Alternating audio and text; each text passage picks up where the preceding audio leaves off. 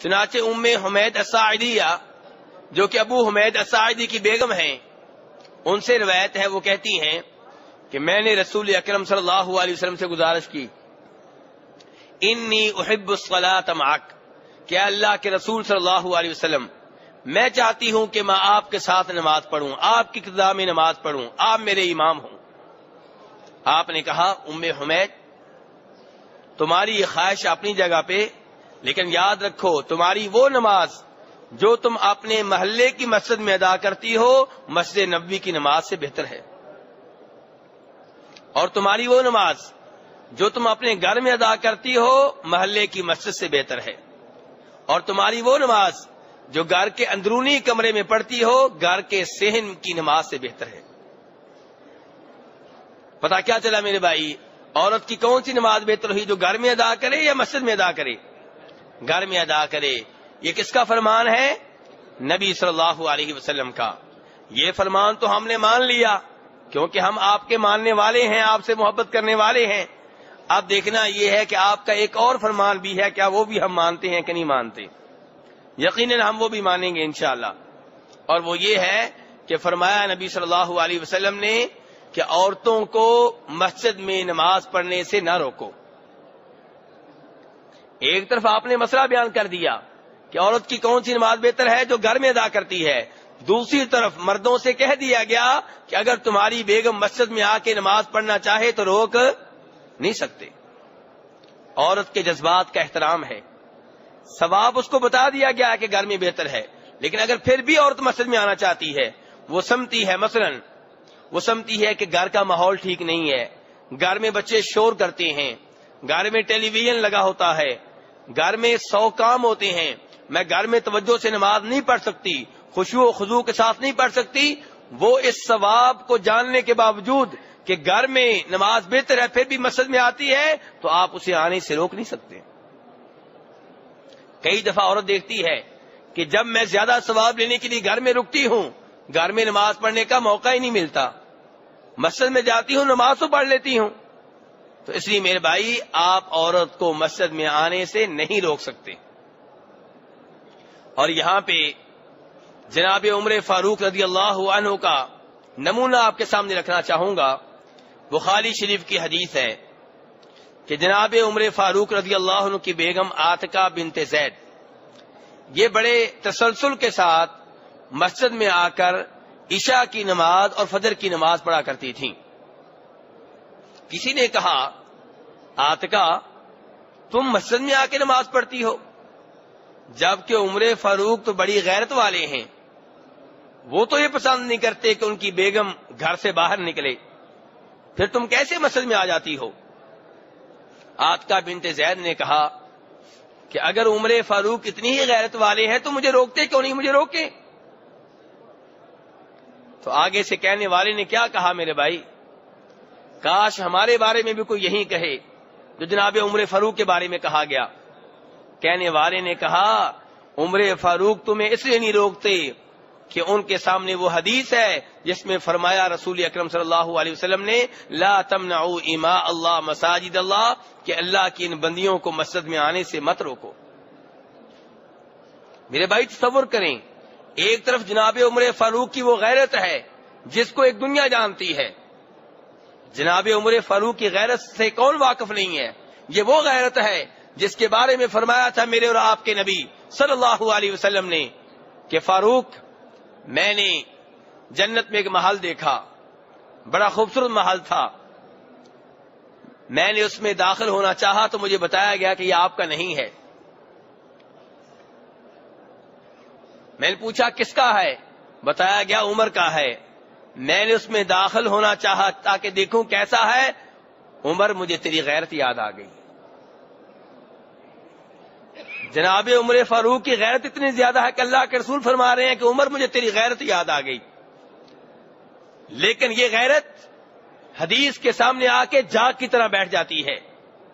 میرے بھائی ہم میں سے کئی بھائی ہیں جو بڑے غصے کے مالک ہوتے ہیں، جو بڑی غیرت والے ہوتے ہیں، لیکن افسوس یہ ہے کہ وہ اپنی انا، اپنی غیرت، اپنے غصے کے سامنے حدیث کو قربان کر دیتے ہیں، قرآن کو قربان کر دیتے ہیں، لیکن یہاں پہ جناب عمر فاروق نے حدیث کے سامنے اپنی غیرت کو قربان کیا ہے. تو جب کبھی آپ غصے کی حالت میں ہوں، آپ کے سامنے کوئی قرآن کی آیت پڑھ دے، آپ کے سامنے کوئی نبی صلی اللہ علیہ وسلم کی حدیث پڑھ دے، جب آپ کوئی فیصلہ کر چکے ہوں اور پھر آپ کو حدیث سنائی جائے اور حدیث کا تقاضا یہ ہو کہ فیصلہ تبدیل کیا جائے، تو آپ کے اوپر واجب ہے کہ آپ اپنا فیصلہ تبدیل کریں. خود نبی صلی اللہ علیہ وسلم اپنے بارے میں فرماتے ہیں کہ میں کئی دفعہ قسم اٹھا لیتا ہوں کہ میں یہ کام نہیں کروں گا یا میں یہ کام کروں گا، پھر مجھے پتا چلتا ہے کہ خیر اس کے الٹ حصے میں ہے.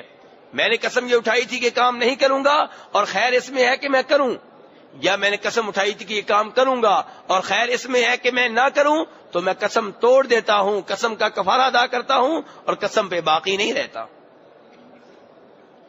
تو میرے بھائی اس لیے جب شریعت آ جائے، قرآن آ جائے، نبی صلی اللہ علیہ وسلم کی حدیث آ جائے، پھر نہ غیرت دیکھنی ہے، نہ اپنی عقل دیکھنی ہے، نہ غصے کی پرواہ کرنی ہے، نہ تعصب کی طرف دیکھنا ہے، نہ اپنی انا کی طرف دیکھنا ہے، نہ برادری کی طرف دیکھنا ہے، نہ والدین کی طرف دیکھنا ہے، نہ گاؤں والوں کی طرف دیکھنا ہے، نہ گاؤں کے مولوی صاحب کی طرف دیکھنا ہے. اللہ کے رسول صلی اللہ علیہ وسلم کا فرمان آ جائے پھر دائیں بائیں دیکھنے کی اجازت نہیں ہے.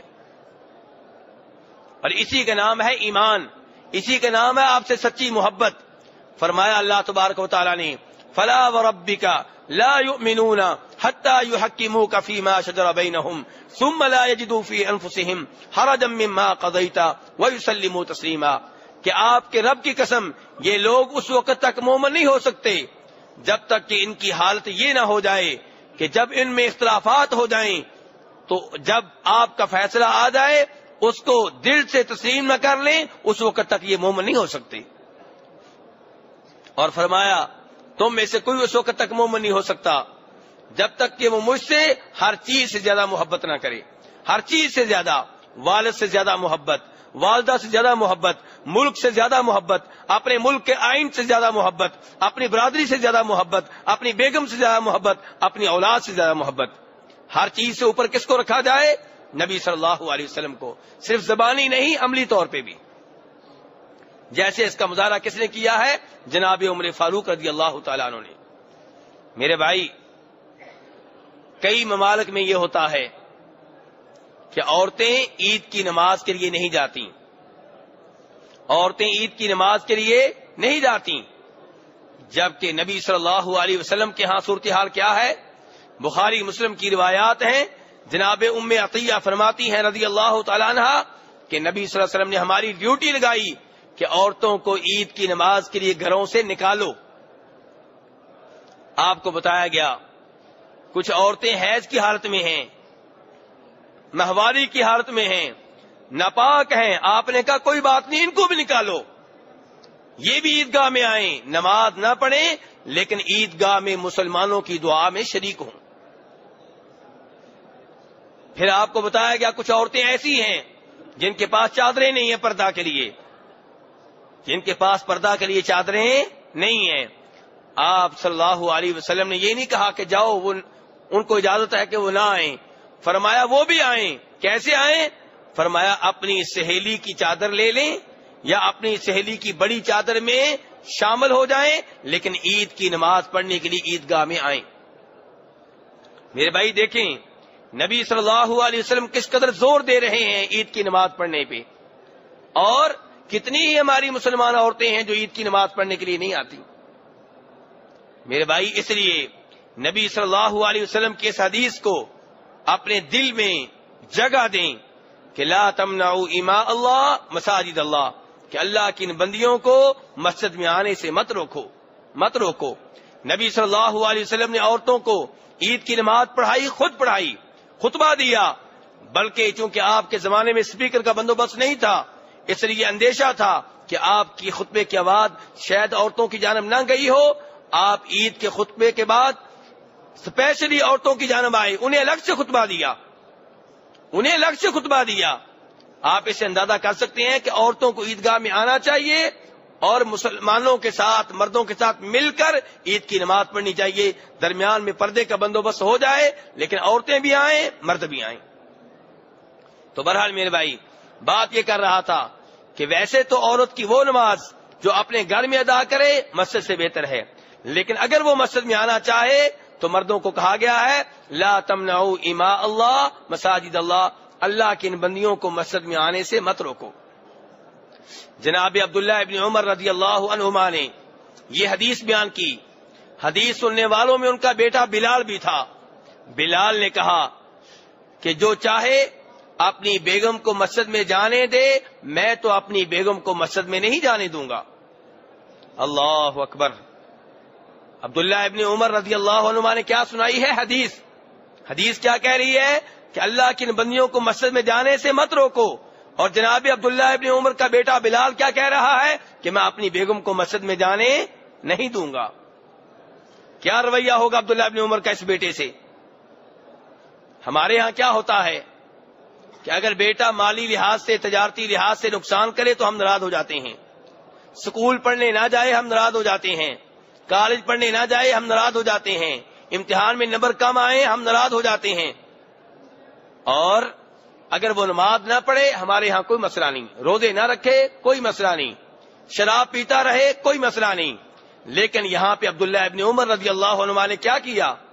جب دیکھا کہ میرے بیٹے کی یہ جرت کہ میں حدیث سنا رہا ہوں اور وہ آگے سے کہہ رہا ہے کہ میں اپنی بیگم کو مسجد میں نہیں جانے دوں گا، کہا لعنک اللہ لعنک اللہ لعنک اللہ، اللہ کی تیرے اوپر لعنت ہو، اللہ کی تیرے اوپر لعنت ہو، اللہ کی تیرے اوپر لعنت ہو، میں تجھے حدیث سنا رہا ہوں اور تو آگے سے کہہ رہا کہ میں اپنی بیگم کو مسجد میں نہیں جانے دوں گا، اللہ کی قسم مرتے دم تک تجھے کبھی نہیں بلاؤں گا۔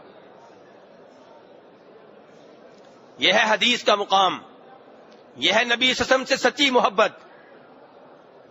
زبانی محبت کا دعویٰ سب مسلمان کرتے ہیں، لیکن میرے بھائی حقیقی محبت کرنے والا وہ ہے جو ہر موقع پہ آپ کی حدیث کو سب سے اوپر رکھے، آپ کے فرمان کو سب سے اوپر رکھے۔ دنیا ناراض ہوتی ہے تو ہو جائے، برادری ناراض ہوتی ہے تو ہو جائے، والدین ناراض ہوتے ہیں تو ہو جائیں، اولاد ناراض ہوتی ہے تو ہو جائے، بیگم ناراض ہوتی ہے تو ہو جائے، گاؤں ناراض ہوتا ہے تو ہو جائے، پورا ملک ناراض ہوتا ہے تو ہو جائے، لیکن نبی صلی اللہ علیہ وسلم کی حدیث پہ آنچ نہ آئے۔